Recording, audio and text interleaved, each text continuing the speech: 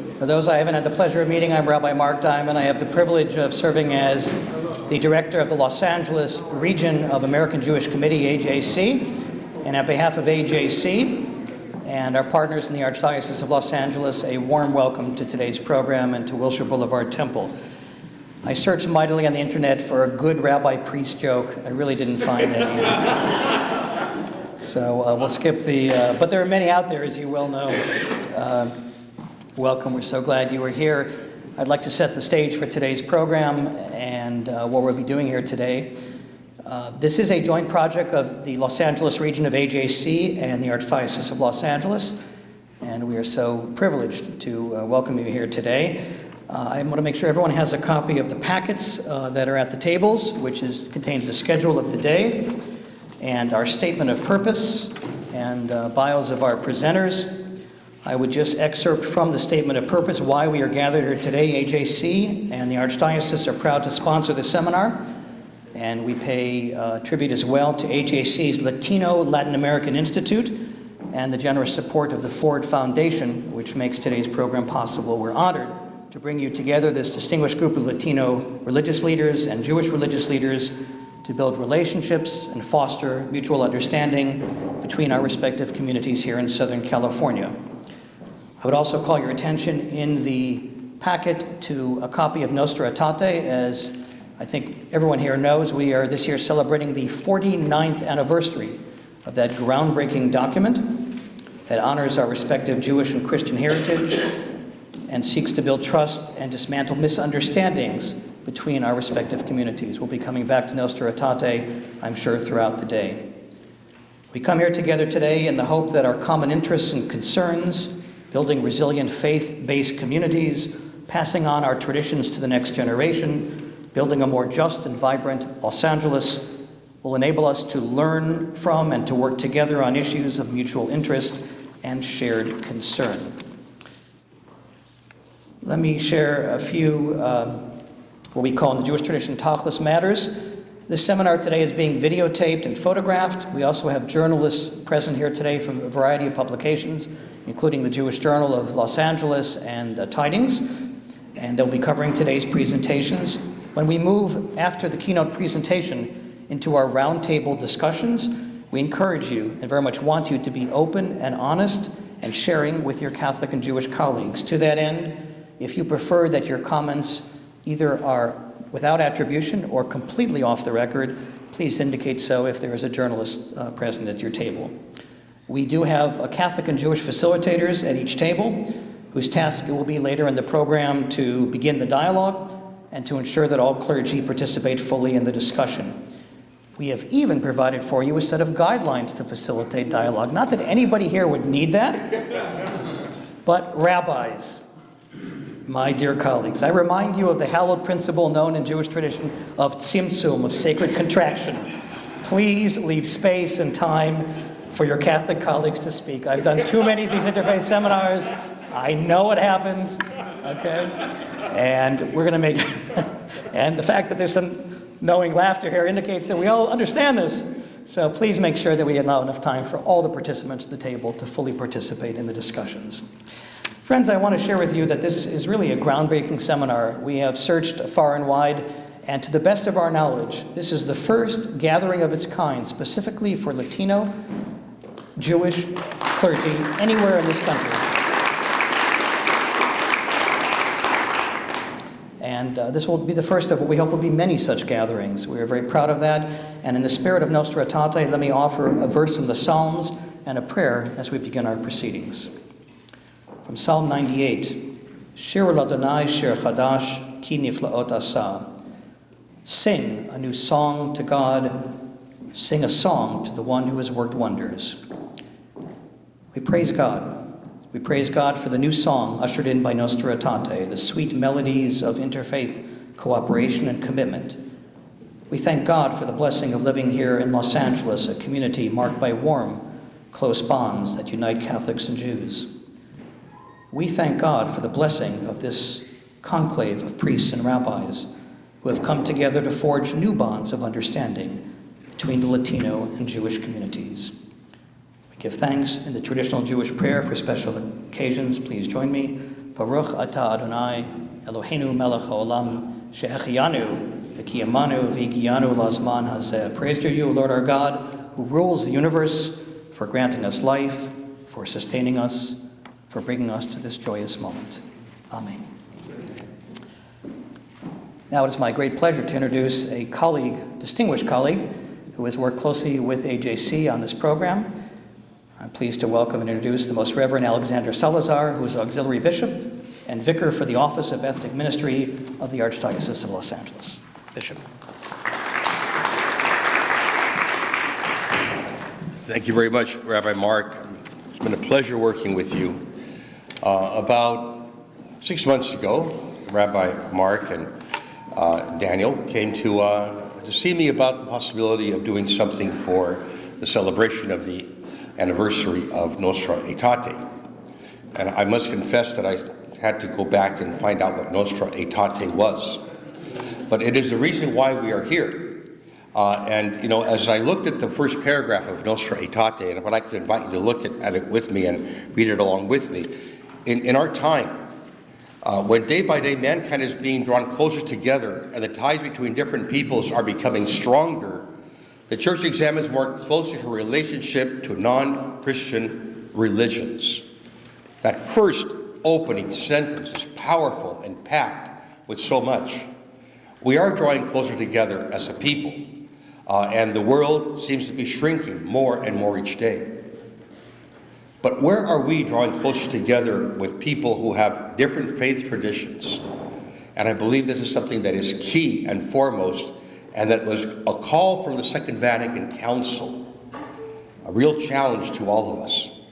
And day by day we try to move more closely together to understand more fully this God who created us into being, and how we understand Him and conceive Him to be.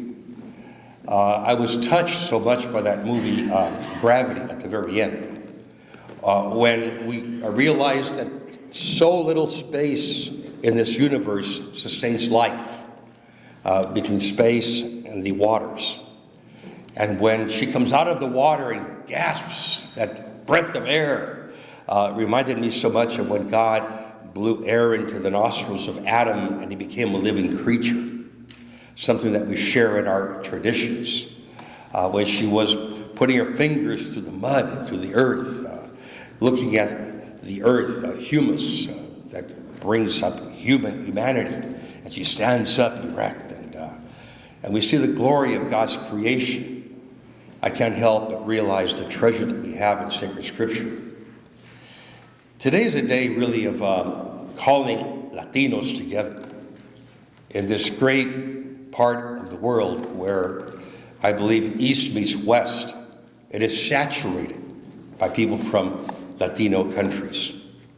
And to have Catholic priests and Jewish rabbis come together to see how we can work more effectively with one another and understanding one another's traditions, and then to move forward to see how we can better minister to our people and to bring them to understand the Lord.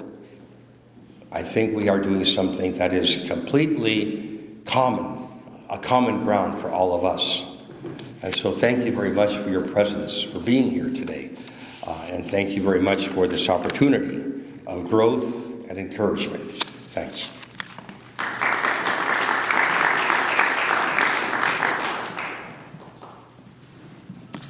Thank you, Bishop Salazar.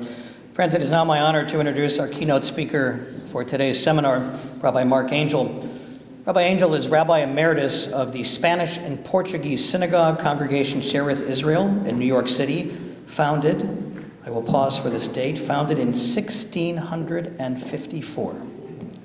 Rabbi Angel is the founder and director also of the Institute for Jewish Ideas and Ideals, and co-founder of the International Rabbinic Fellowship, a global association of modern Orthodox rabbis. He was raised in a Judeo-Spanish family in Seattle. I enjoyed, when we spent time together yesterday, hearing more about that.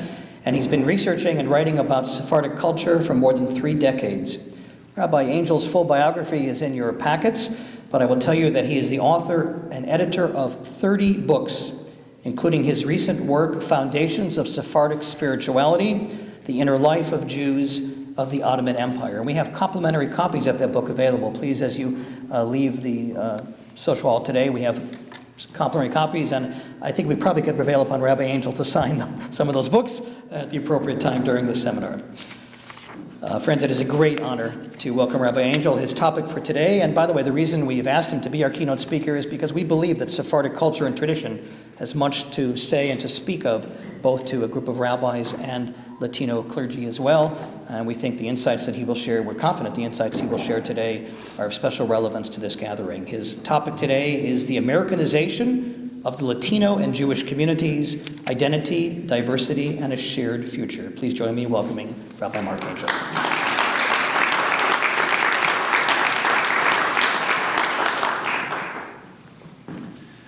Thank you very much for inviting me, and thank you very much for all of you to be here today. It's a very historic and special occasion. And even though I'm an angel, I'm humbled to be with you. Talking about angels, in the early 20th century, there was a Spanish senator named Angel Pulido. Angel Pulido was taking a boat in the Mediterranean, and he overheard several people speaking in Spanish. So he went over and he listened, and he said, "It's Spanish, but I don't understand everything." And he listened and he listened. It was very peculiar. Finally, he couldn't hold himself back, and he went to these people and said, "Excuse me, I know you're speaking Spanish, but I don't understand everything you're saying. The pronunciation is very odd." And they looked at him and they said, "Well, we're Sephardic Jews." Sephardic, and the Hebrew word for Spain is Sepharad. Sephardic means Spanish Jews. We're Spanish Jews. He said, "What does that mean, Spanish Jews?" It means our ancestors lived in medieval Spain. In 1492, we were expelled. Many of us went to the Ottoman Empire, to the lands of the Ottoman Empire, and we continued to speak our old Spanish. Angel Pulido was amazed. Here's a group of people who think of themselves as being Spanish, who speak Spanish, and they've been separated from Spain for 400 years, living in Turkey, and speaking Spanish. Very peculiar.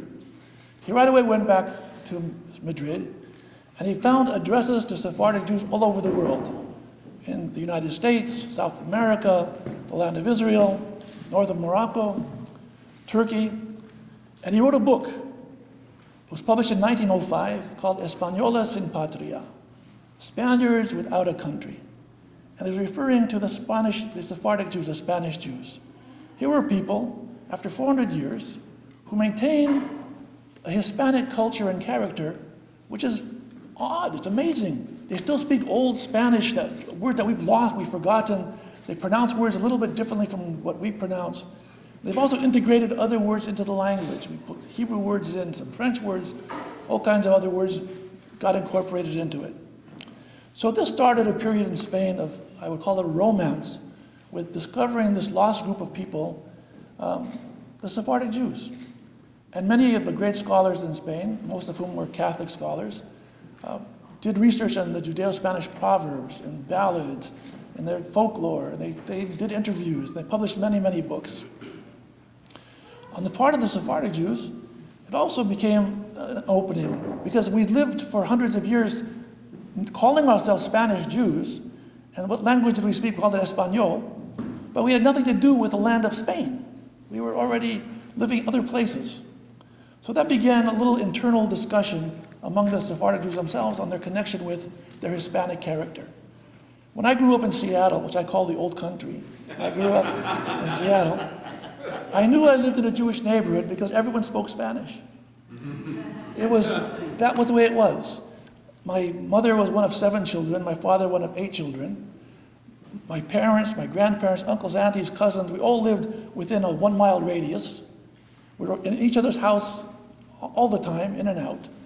And it was a world which was different. My mother and father were both born in Seattle. My grandparents came from Turkey and from the island of Rhodes.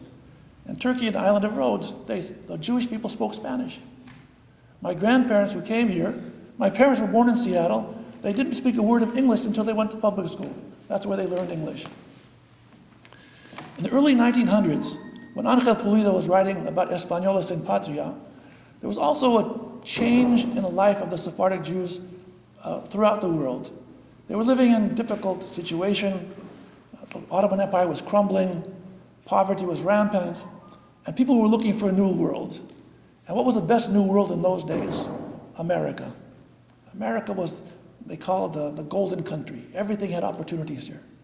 So, started off with some young bachelors and some single women, came to America. About this time, they first came to Los Angeles, right? That's when the first community of Spanish Jews came to Los Angeles, about 100 years. Between 1900 and 1910, they got started. They came to Seattle, to Portland, to Atlanta, Georgia, to Alabama, to New York. The majority came to New York, and then scattered here and there around the country. And what these people had in common was a desire for a better life for themselves and for their children. They didn't come with much education. They came with less money, but they had a dream. They had a dream called America. They spoke American, but they spoke it all in Spanish. In 1910, there was a gentleman named Moshe Gadol who came from Bulgaria. He came and he settled in New York, and he published a newspaper, a weekly newspaper called La America. And our people spoke Spanish, but they wrote Spanish in Hebrew letters. So if you looked at the newspaper, you would think it's Hebrew. But if you read it, it would be Spanish. And one of my early books, in 1982, I called it La America, the Sephardic Experience in the United States. In those days, I knew Spanish better than I know now. And I read through all those newspapers and wrote a history of that immigrant generation. Growing up in a Hispanic Jewish community is a double privilege, but also a double whammy. It means as a Jew, we were a minority. As a Sephardic Jew, we were even a greater minority. The vast majority of Jews who were not of Spanish background had no clue who we were. When we went to school, they taught us things. They taught us according to their customs and their traditions, as though we didn't exist. They taught us the melodies of the synagogue. They weren't our melodies. They taught us about foods that Jews eat on Pesach or Purim. On Purim they eat hamantashen. We ate fulades. There's a different, everything about it was different. So we grew up thinking, maybe we're not quite right. Maybe there's something wrong with us. Maybe the other tradition is better. So it was always an identity crisis to try to establish who we are and what we are. Let me go back a bit.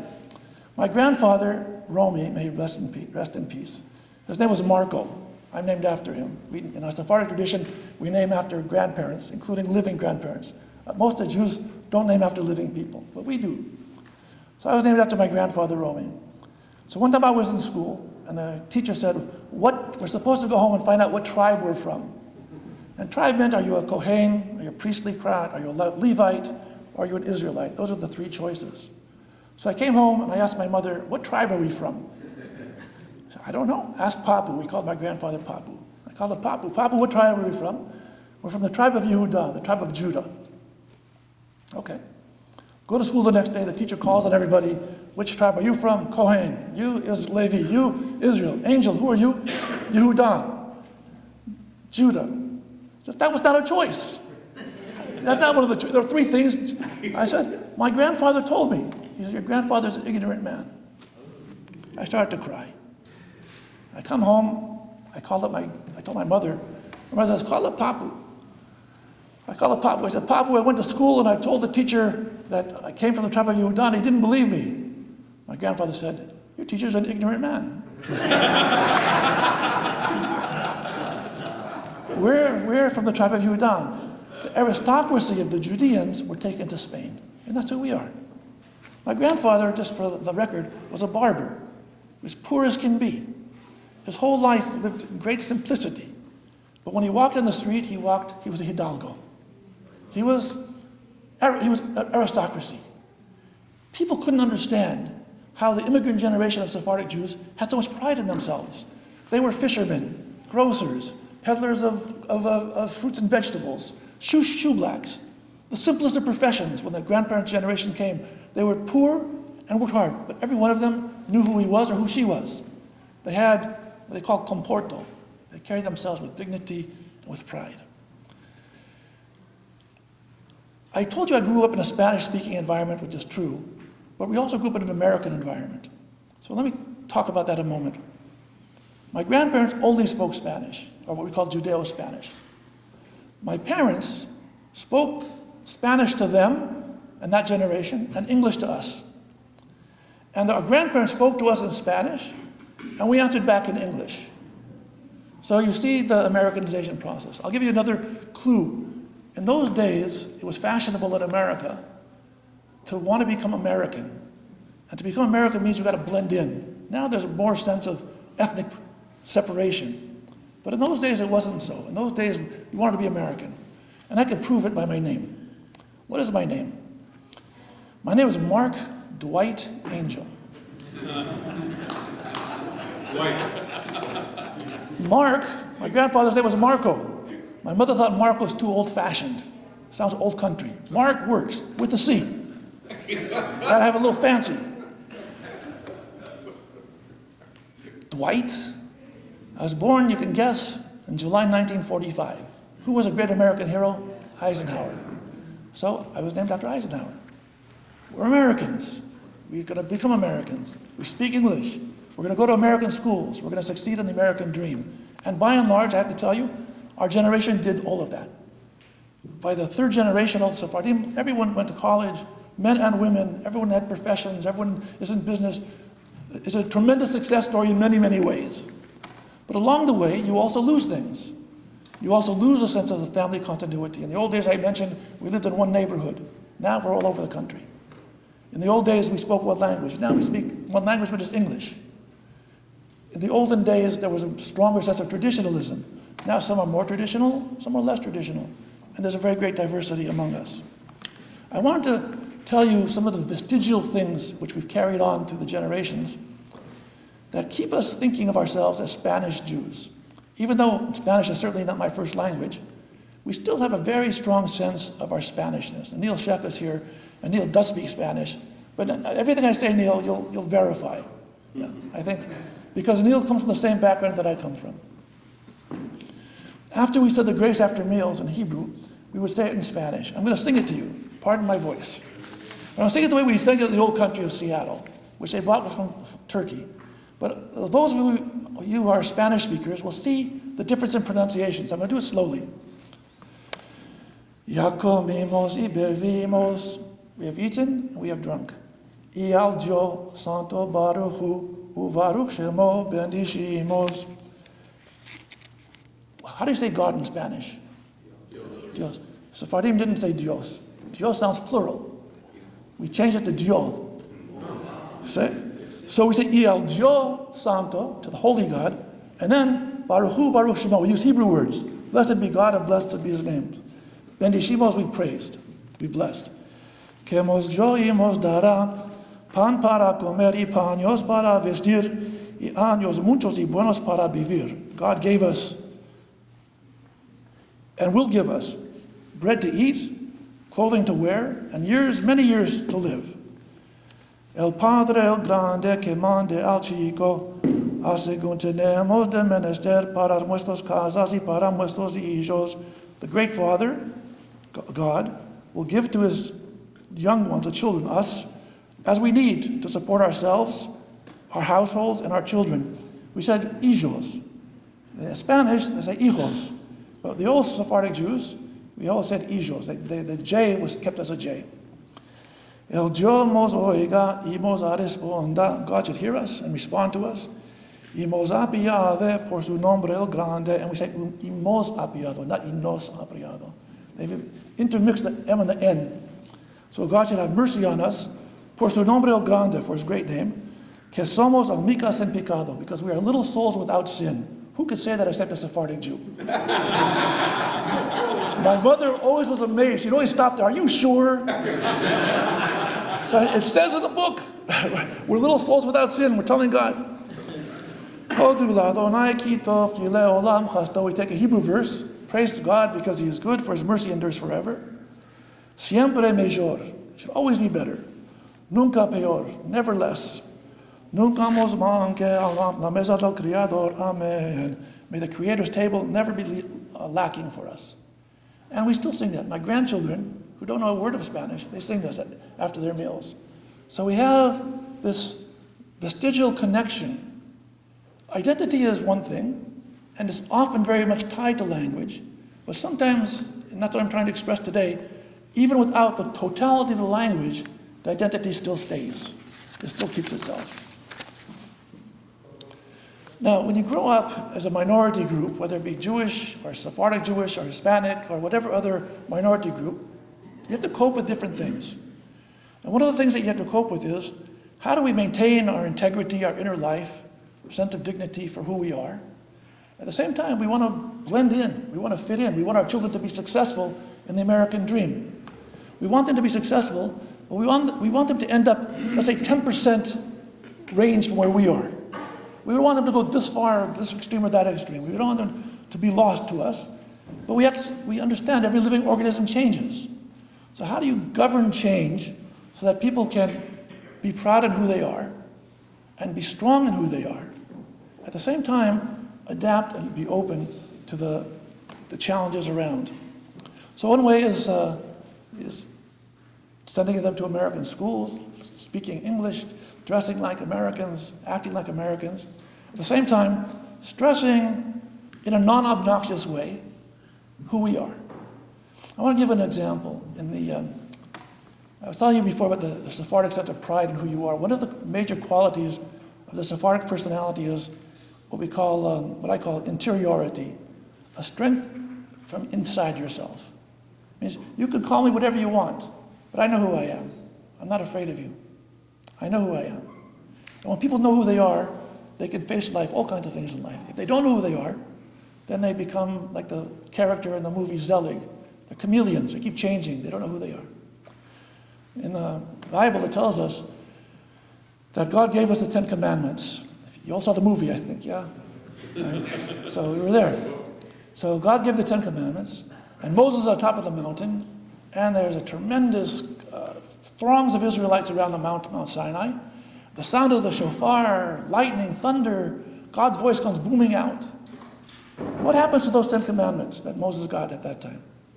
He comes down the mountain, he sees the Israelites worshiping the golden calf, and he throws them out, the 10 Commandments down, and they're shattered. But then what happens? The Torah tells us that Moses has to go up a second time.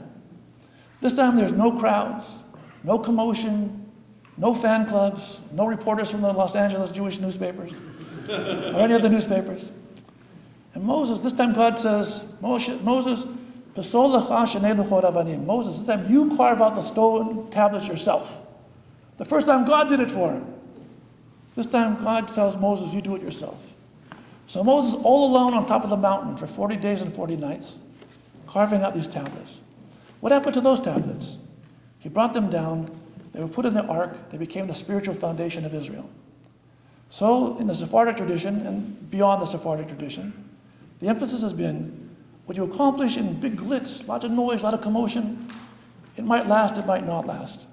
What you do all by yourself, on top of the mountain, when no one's watching, by the sweat of your own brow, that's what lasts.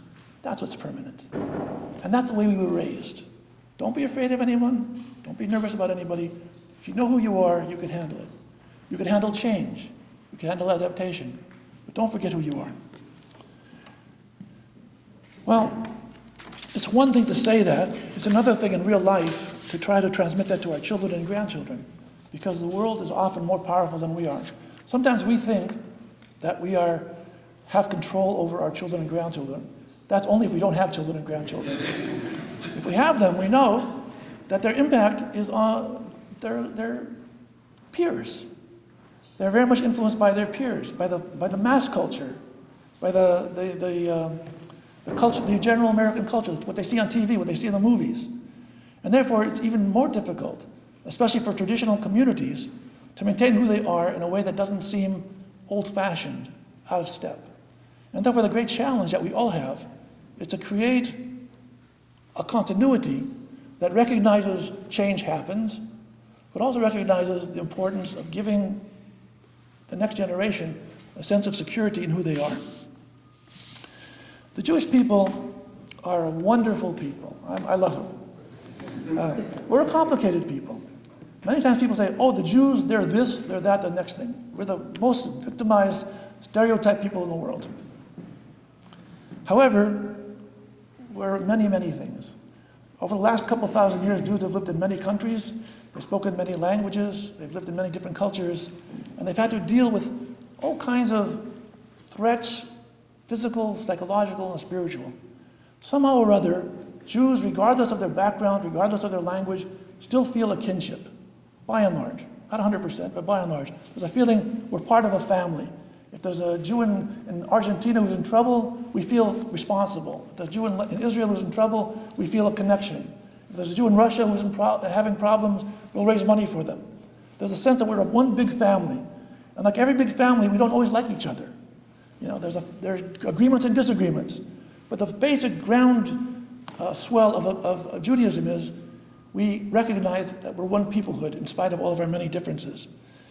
One of the great writers in modern time was Elias Canetti. He won the Nobel Prize in the 1980s. He actually was a Sephardic Jew, Spanish-speaking Sephardic Jew from Bulgaria. And here's what he wrote in his book, Crowds and Power. He won the Nobel Prize in 1981. Fools may tell stories of their sameness everywhere, but anyone who knows the Jews well will be inclined to think that there are more varied types among them than among any other people. Jews are different from other people, but in reality, they are most different from each other. Yeah, well, it's funny, but it's not. There's great truth in that line. We're very different from others in a sense. We have our own beliefs, our own traditions, our own way of life. At the same time, we're very different among ourselves. And I bring this out as for the following reason. I remember growing up in Seattle among Ashkenazic Jews and feeling often belittled or ignored. And then I went to public school in Seattle. I went to Franklin High School, actually. And I remember feeling happy, but periodically one would feel some anti-Jewish feeling. I remember in 10th grade in public school, the English teacher taught us The Merchant of Venice. And I remember for the 2 weeks that we studied The Merchant of Venice, I was ashamed to come to school. I sat at my desk like this, because Shylock is a very ugly stereotype. And I was thinking, maybe all my friends in school think I'm Shylock. Maybe they see this as all Jews are this way. It's a nightmare. And when you're young and impressionable and afraid and nervous, it hits you in the soul. From that day, I have had great trouble reading Shakespeare. I can't get used to Shakespeare. And Shakespeare's not the only author who has the anti-Jewish stereotypes. But you live in a world where there are stereotypes. They don't know who you are. They don't look in your eyes. They don't know how you feel. They don't know anything about who you are. But they've already judged you. You're Shylock, you're rich, you're smart, you're this, you're that, you're next thing. And it's not just true of Jews. It's true of Hispanics. It's true of blacks. It's true of any minority group. People put you into a box. They don't want to look into your eyes and say, I know who you are. I want to know who you are. They say, I know who you are. I already have a preconceived notion of who you are, and that's who you are.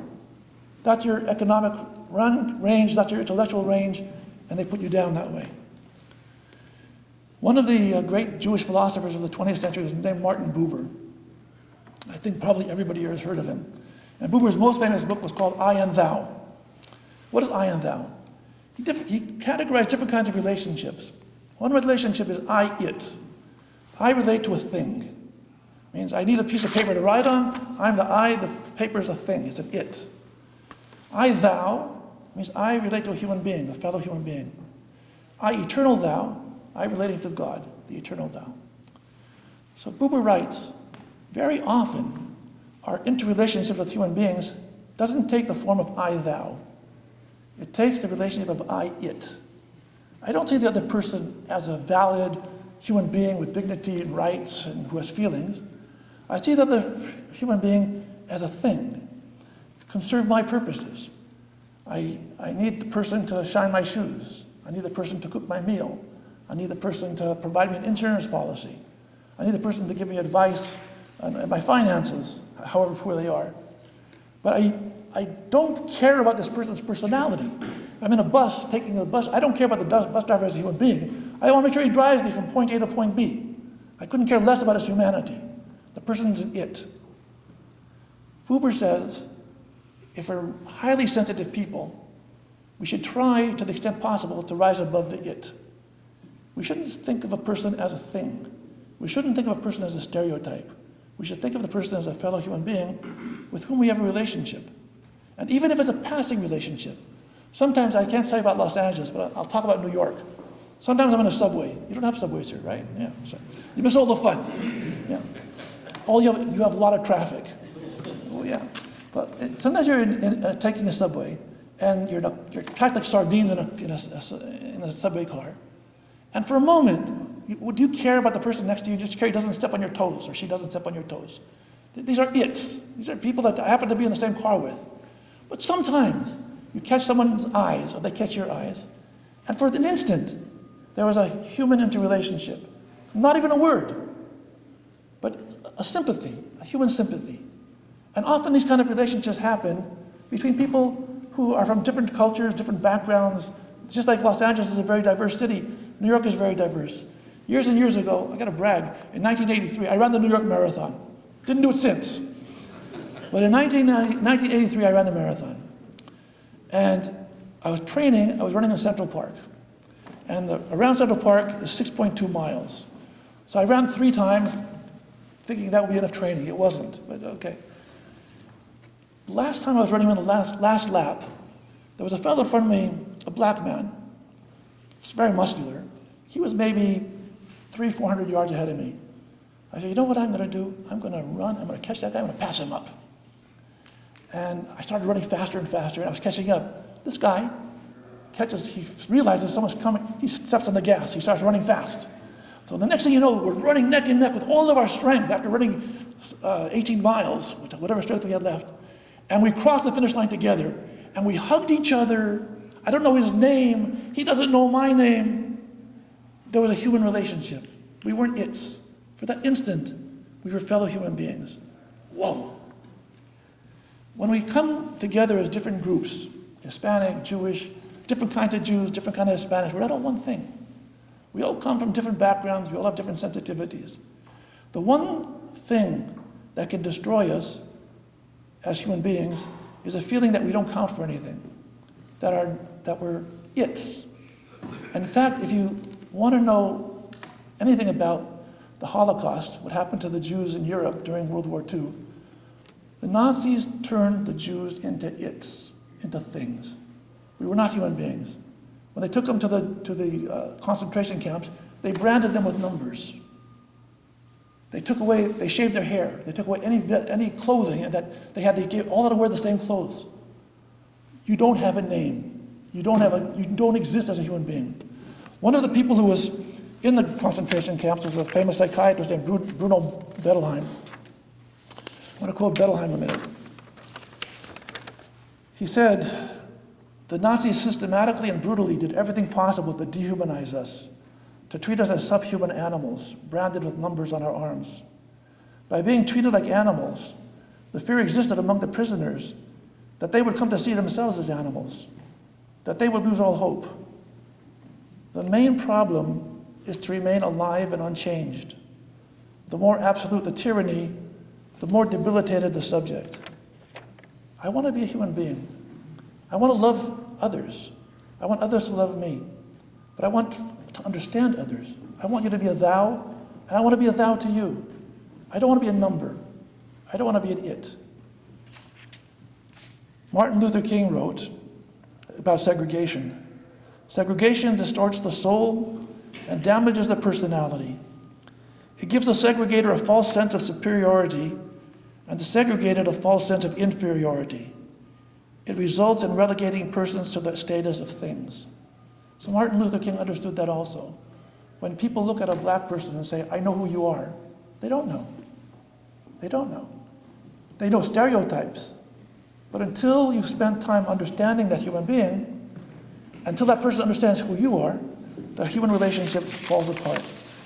One of the great things about America is that it's one of the most amazing experiments in human civilization in the whole history of humanity.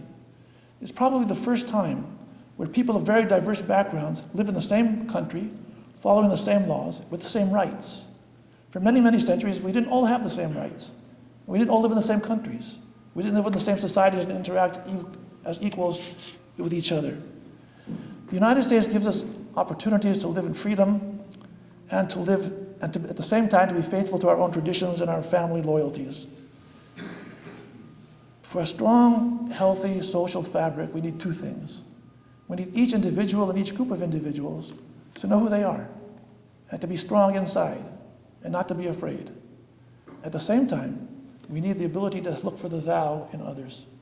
And I think this gathering has the seeds of what we're trying to do. This gathering brings people from different backgrounds. Among the Jews, we're not all the same thing. Among the Hispanics, I'm sure you're not all the same things either. We're all different. And if this gives us an opportunity to explore each other's histories, feelings, sensitivities, and our concerns for our generation and for the future generations, then something very good will happen, an understanding that will happen. It's very easy to hate a stereotype. It's not easy to hate someone when you look face to face, eye to eye. It's very easy to hate a thing. It's almost impossible to hate a thou. So our challenge as religious people is to try to create a world where there are more thous, starting with ourselves and extrapolating out to our communities and to the society at large. Because the message that we have is so profound and so important that I think it's fair to say that the future of America hinges on this. We play a role. Let's play it well. Let's play it with dignity. Let's play it with strength.